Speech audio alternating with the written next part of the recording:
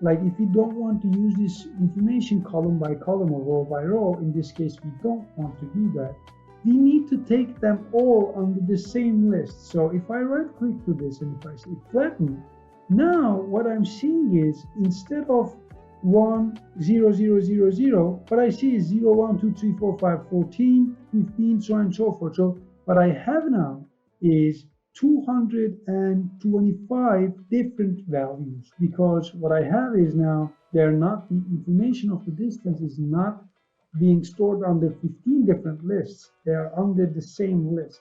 Therefore, I can use this in my purpose.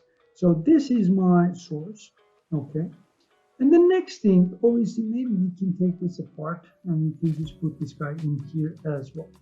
So the next thing, what I can do here is basically change these values, right?